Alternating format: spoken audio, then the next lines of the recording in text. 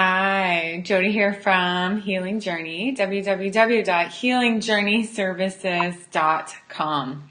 So in this video, I'm going to be talking to you about mold and the link between mold exposure and mold toxicity and your gut health. So this is actually a really big connection for a lot of people. It's the big missing link. So a lot of people will do a lot of work on, their gut health. So they'll clean up their diet, still don't get better. They'll do the GI map and run tests there and work on removing pathogens, and they still don't feel great. And this is when I say to them, hey, have you thought about mold exposure? And so a lot of people, assume like, okay, I don't see black mold in my apartment or in my house.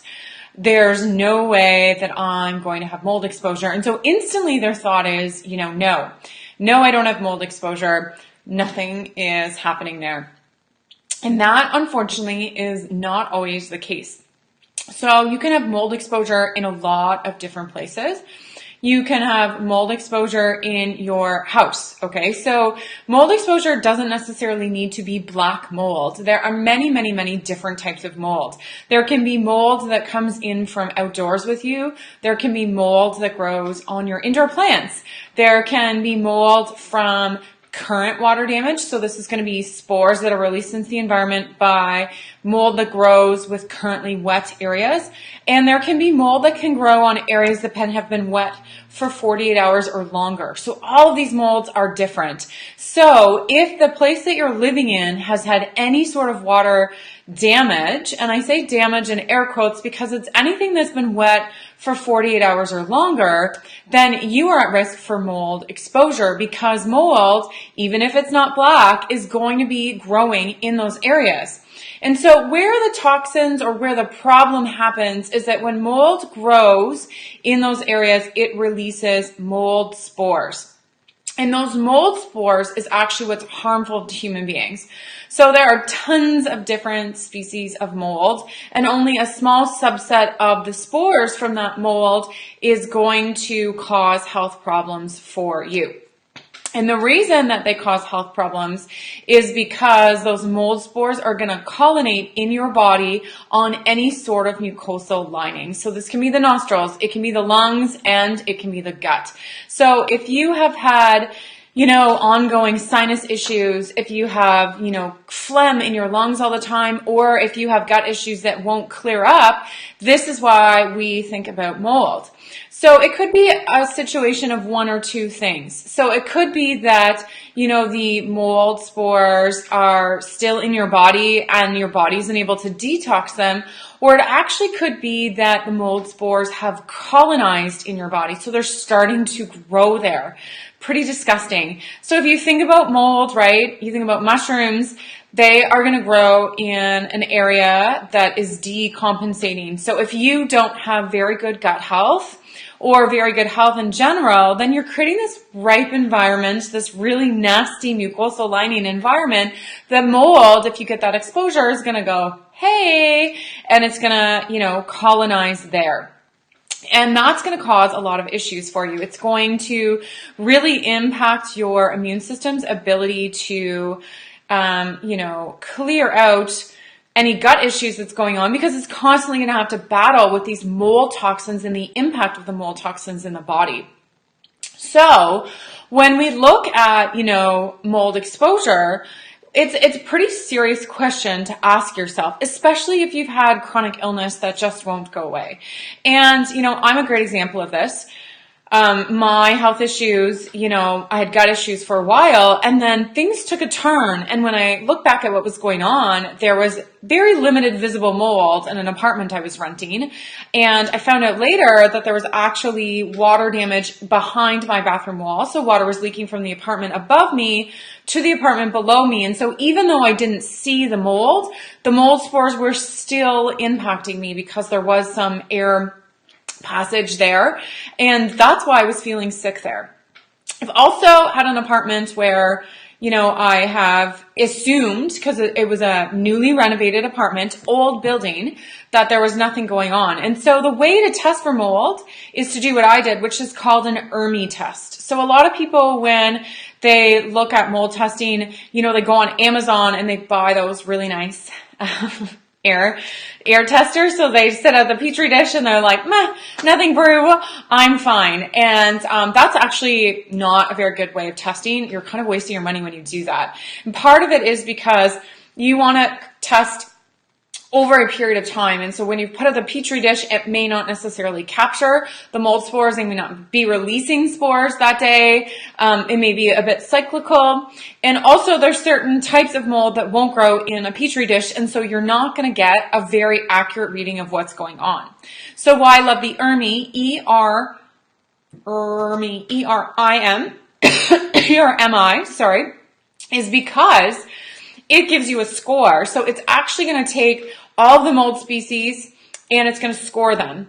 And it's going to tell you basically based on that score whether or not your place is safe for you to live in or not. And so if you're someone who's had Lyme or who has chronic illness, you need a certain score different from somebody, who isn't super, super sick. And so it'll tell you, hey, your place is likely making you sick. And the way that this is collected is that you're using dust samples. So you're going around to different areas. You can go on top of heaters. You can go behind the fridge, areas where you're suspecting water damage, collect that dust, and then they're going to analyze the dust. So they're actually doing PCR DNA technology to look at the specific mold spores in your dust sample, and that's the same technology they're using in crime scenes. So that's a very good way for you to know, like, hey, I need to do a bit of a deeper dive into where the mold is in my place because I know my place is making me sick. The downfall of this is it's not going to tell you exactly where the mold is found unless you only specifically test one area of your living space, but it's going to tell you, hey, that space is making me sick. So going back to the body, what do we do about it? So one of the things that I like to do with people is I like to do mold testing. And there's actually 3 different types of tests that I'm going to look at because there's 3 different ways that mold can impact the body. So the first thing that I want to look at is I look at something called MARCONS. And this is let me just get this right. It's a mouthful. MARCON stands for multiple antibiotic resistant coagulase negative staphylococci. I don't say that name fully for a good reason. So MARCONS is basically staph infection in your nose that's antibiotic resistant. So a lot of people have staph infections going on in their nose and not a big deal. It becomes a big deal when they're antibiotic resistant. And the reason isn't necessarily because the antibiotic resistance is the problem. It's because once the staph infection becomes antibiotic resistant, it starts to produce a toxin. And that is where the problem lies. It's in the toxin that is being produced. And the problem with this toxin is it's going to lower something called MSH. And so MSH is a hormone in your body that is responsible for essentially immune function. And so when you have lower levels of MSH, you're going to have lots of issues going on in your body, and this is going to really stop your body from healing. And so this is why when I'm talking about mold with people, we zero in on the MARCONS first, because if you are positive for MARCONS, you're going to do all this work on your gut health or whatever health issue you're trying to figure out, and your body's not going to be able to respond because your immune system is being suppressed because the MARCONS is lowering your MSH. And when you have low MSH, you get fatigue and chronic pain. You're going to get more of an inflammatory response. You're going to get hormone imbalances, you're going to get mood swings, you're going to get leaky gut, you could get alternating constipation and diarrhea, you're going to get low melatonin, and all of this is a result of low MSH. And so then when you have low MSH, the cycle continues, so then you're going to have more MARCONS colonizing, and then it's going to reduce the MSH even more, and then you're going to get low MARCONS colonizing, and then it's going to become a vicious cycle, okay? So that is, in a nutshell, how and why it's really important to think about mold when you're doing any sort of gut testing or gut health at all as an underlying cause. Okay, so the first thing you need to do is get rid of mark-ons. And what I do with my clients is I will do a nasal swab to test it, and then we'll do rinses, specialized antibiotic type rinses. It's more herbal in nature. You can go the antibiotic route, but being who I am, we do the herbal approach, and we're going to try and clear that mark-ons out. So then the next thing I'm going to want to know is, do you have mold spores in your body? And the way that I test for that is a urine test that I send to the States. And basically they're going to measure in your urine, do you have mold toxins in your urine? So then we have a baseline measure. We can tell like, hey, mold toxins are in your urine. So that means that these mold toxins are in your body. We're going to want to get rid of them. And so the way that I get rid of them is we're going to use binders. We're going to use lots of binders to, pull the mold toxins out of the body. There's different herbs that you can use as well to address mold toxicity. And once the mold has been, cleared out, it's going to be a lot easier for your body to clear out these infections that are going on and to maintain that very nice level of homeostasis when it comes to your gut.